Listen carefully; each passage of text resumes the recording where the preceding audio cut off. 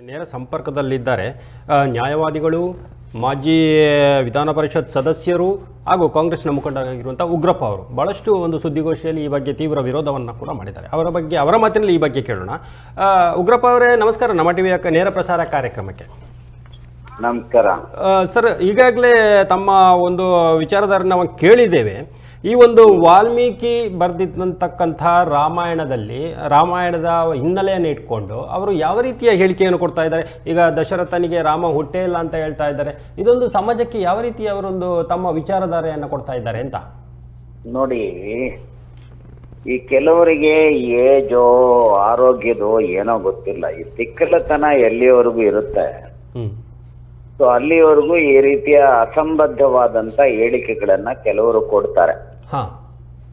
So ನಾನು ಅನೇಕ ವರ್ಷಗಳಿಂದ ನಾನು ಮೂಲತಃ ವಾಲ್ಮೀಕಿ ವಂಶಸ್ಥನಾಗಿರುವಂತ ಹಿನ್ನೆಲೆಯಲ್ಲಿ ಮತ್ತು ನಾನು ಸಿದ್ಧಗಂಗಾ ಮಠದ ಸ್ಟೂಡೆಂಟ್ ಆಗಿದ್ದಂತ ಹಿನ್ನೆಲೆಯಲ್ಲಿ ನನ್ನ 3 ಪೆಟ್ ಸಬ್ಜೆಕ್ಟ್, ಒಂದು ಸಂವಿಧಾನ, ನನ್ನ ವೃತ್ತಿಗೋಸ್ಕರ ವಕೀಲ ವೃತ್ತಿ, ಸರಿ, ಇನ್ನೊಂದು ನನ್ನ ವೈಚಾರಿಕತೆ ಹಿನ್ನೆಲೆಯಲ್ಲಿ ನಮ್ಮ ದೇಶದ ಸಂಸ್ಕೃತಿ ಪರಂಪರೆ ಅರ್ಥ ಮಾಡ್ಕೊಳ್ತಕ್ಕಂತ ದೃಷ್ಟಿಯಿಂದ ನಾನು ಪ್ರತಿನಿತ್ಯ ಕನಿಷ್ಠ 10 ನಿಮಿಷನಾದ್ರೂ ರಾಮಾಯಣವೋ ಮಹಾಭಾರತವನ್ನು ಓದ್ತೇನೆ.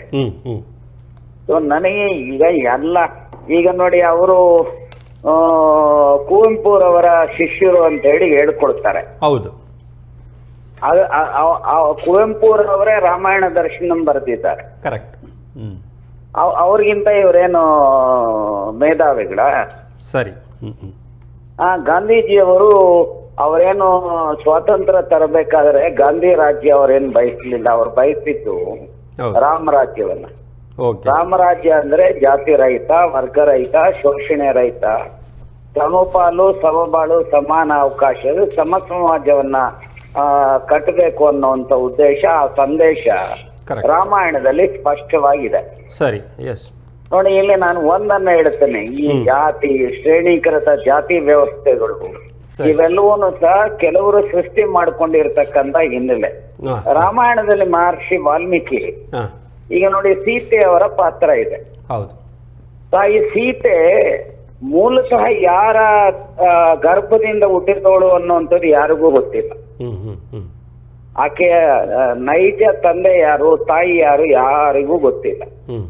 ಆ ಮಣ್ಣಲ್ಲಿ ಸಿಕ್ಕಂತ ಮಗುವನ್ನ ಬೆಳೆಸಿದಂಥವ್ರು ಜನಕ ಮಹಾರಾಜರು.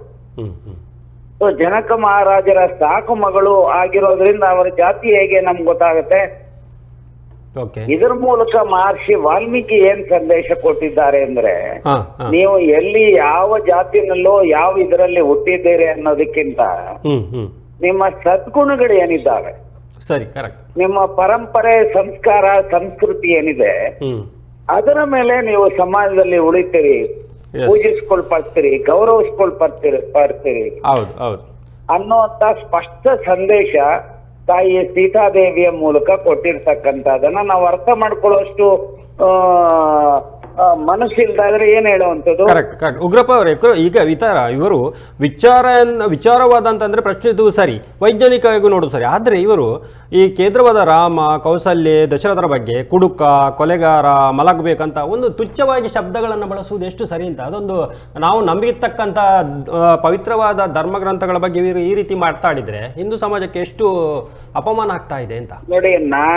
ನಾನು ಹಿಂದೂ ಸಮಾಜನೋ ಇನ್ನೊಂದು ಸಮಾಜ, ಭಾರತದ ಪರಂಪರೆ ಸಂಸ್ಕೃತಿಯನ್ನ, ಸರಿ, ಬಹುಶಃ ರಾಮಾಯಣ ಮಹಾಭಾರತವನ್ನ ಬಿಟ್ಟು ಭಾರತದ ಪರಂಪರೆ ಸಂಸ್ಕೃತಿ ಸಂಸ್ಕಾರವನ್ನ ನೋಡ್ಲಿಕ್ಕೆ ಸಾಧ್ಯತೆ ಇಲ್ಲ. Correct, S. ಸೊ ಈ ರಾಮಾಯಣ ಅಪಮಾನ ಮಾಡೋದು ಒಂದೇ, ದೇಶಕ್ಕೆ ಅಪಮಾನ ಮಾಡೋದು ಒಂದೇ. ಎಸ್. ಇವತ್ತೇನಾಗಿದೆ, ರಾಮನ ಇದು ಸುಮಾರು 7,000 ವರ್ಷಗಳ ಹಿಂದೆ ಬರೆದಿರ್ತಕ್ಕಂಥದ್ದು ರಾಮಾಯಣ. ಹೌದು. ಒಂದು ಕಡೆ ಹೇಳ್ತಾರೆ ಸತ್ಯಯುಗ 4,800 ವರ್ಷ, ತ್ರೇತಾಯುಗ 3,600 ವರ್ಷ, ದ್ವಾಪರ 2,400 ವರ್ಷ, ಕಲಿಯುಗ 1,200 ವರ್ಷ. ಅದರ ಲೆಕ್ಕ ಪ್ರಕಾರ 7,000 ವರ್ಷಗಳಿಂದ ಮಹರ್ಷಿ ವಾಲ್ಮೀಕಿಯವರು ರಾಮಾಯಣವನ್ನ ಬರೆದಿದ್ದಾರೆ. ಅವ್ರು ಬರೆದಿರುವಂತ ರಾಮಾಯಣದಲ್ಲಿ 24,000 ಶ್ಲೋಕಗಳಿದ್ದಾವೆ, 500 ಸರ್ಗಗಳಿದ್ದಾವೆ, 7 ಕಾಂಡಗಳಿದ್ದಾವೆ. ಸೊ ಇದನ್ನ ಸುಮಾರು 390 ಭಾಷೆಗಳಲ್ಲಿ ವಿವಿಧ ರಾಷ್ಟ್ರಗಳಲ್ಲಿ ತರ್ಜುಮೆ ಆಗಿದೆ. ಹೌದು ಹೌದು. ರಾಜಗೋಪಾಲಾಚಾರಿ ಅಂತವರು ಅಥವಾ ಕುವೆಂಪು ಅಂತವರು ಅಥವಾ ನಮ್ಮ ವೀರಪ್ಪ ಮೊಯ್ಲಿ ಸಾಹೇಬ್ರಂತವರು ಅನೇಕರು ಅವರವರದೇ ದೃಷ್ಟಿಕೋನದಲ್ಲಿ ರಾಮಾಯಣವನ್ನ ಬರೆದಿರ್ತಕ್ಕಂಥದ್ದು ಇದೆ. ಹೌದು ಹೌದು. ಎಸ್. ಸೊ ಹಾಗಾಗಿ ನಾನೇನ್ ಹೇಳುವಂಥದ್ದು ಅಂತಂದ್ರೆ ಒಬ್ಬೊಬ್ಬರು ಒಂದೊಂದು ದೃಷ್ಟಿಕೋನದಲ್ಲಿ ಒಂದ್ ಕಡೆ ಹೇಳ್ತಾರೆ ಇಷ್ಟಾ ಬಾರಿ ಸುಮಿತ್ರಂಚ ತಾಂಬೂಲಂ ಭಾರತೀಯ ಕಥಾ ಅಂತ ಹೇಳಿ. ಸೊ ಇಷ್ಟವಾದಂತ ಹೆಂಡತಿ, ಇಷ್ಟವಾದಂತ ಸ್ನೇಹಿತ, ತಾಂಬೂಲ ಮತ್ತು ಭಾರತದ 2 ಕಥೆಗಳು ದಿನನಿತ್ಯ ನೋಡಿದ್ರು ಸಹ, ದಿನನಿತ್ಯ ಓದಿದ್ರು ಸಹ, ದಿನನಿತ್ಯ ಜಗದ್ರು ಸಹ ಹೊಸದಾಗೆ ಕಾಣುತ್ತಂತೆ. ಸೊ ಹಾಗೆ ರಾಮಾಯಣ ಮಹಾಭಾರತದಲ್ಲಿ ಎಲ್ಲ ಸಮಸ್ಯೆಗಳಿಗೆ ಇವತ್ತು ಉತ್ತರವನ್ನ ಅಲ್ಲಿ ಕಾಣ್ಲಿಕ್ಕೆ ಸಾಧ್ಯತೆ ಇದೆ.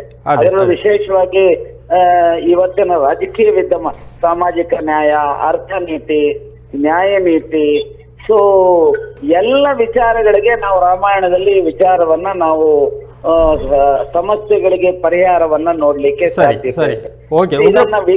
ಓಕೆ ಉಗ್ರಪ್ಪ ಅವರೇ, ಈಗ ಈ ವಿಚಾರದಲ್ಲಿ ತಾವೇನು ಸುದ್ದಿಗೋಷ್ಠಿ ಮಾಡಿದ್ರಿ, ಒಂದು ಕ್ಷಮಾಪಣೆ ಕೇಳಿದ್ರಿ, ಆದರೆ ಈ ವಿಚಾರದಲ್ಲಿ ಇನ್ನೂ ಕೂಡ ಅವರು ಯಾವುದೇ ರೀತಿಯ ಪ್ರತಿಕ್ರಿಯೆಯನ್ನು ತೋರಿಸ್ತಾ ಇಲ್ಲ. ತಮ್ಮದೇ ಆದಂಥ ದಾಟಿಯಲ್ಲಿ ನಾನು ಬರೆದಿದ್ದೀನಿ, ಕನ್ನಡದಲ್ಲಿ ಅದಿಲ್ಲ, ಮೂಲದಲ್ಲಿ ನಾವು ಓದಿನ ಅಂತಕ್ಕಂಥ ವಿಚಾರದಲ್ಲೇ ತಮ್ಮ ದಾಟಿಯನ್ನು ಮುಂದುವರಿಸ್ತಾ ಇದ್ದಾರೆ.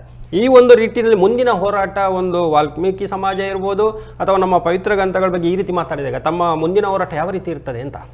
ಈಗ ಇದು ಏನಾಗ್ತವೆ ಅಂತ ಹೇಳಿದ್ರೆ, ನಾನು ಸಾರ್ವಜನಿಕ ಬದುಕಿನಲ್ಲಿರುವಂತ ಸರಿ, ಯಾವುದೋ ಒಬ್ಬ ವ್ಯಕ್ತಿಯ ವಿಚಾರಕ್ಕೋಸ್ಕರ ನನ್ನ ಸಮಯ ಮತ್ತೆ ನನ್ನ ಮನಸ್ಸು ಎಲ್ಲವನ್ನು ಇದನ್ ಮಾಡಿಕೊಡ್ಲಿಕ್ಕೆ ಹೋಗುದಿಲ್ಲ. ನಾನು ಹೇಳಿದ್ದೇನೆ, ಸಂಬಂಧಪಟ್ಟವರ ಗಮನಕ್ಕೂ ಸೆಳಿತೇನೆ. ಈ ರೀತಿ ಸಮಾಜದ ಸ್ವಸ್ಥವನ್ನ ಕೆಡಿಸುವಂತ ವ್ಯಕ್ತಿಗಳಿಗೆ ರಕ್ಷಣೆ ಕೊಡೋದು ಬೇಡ.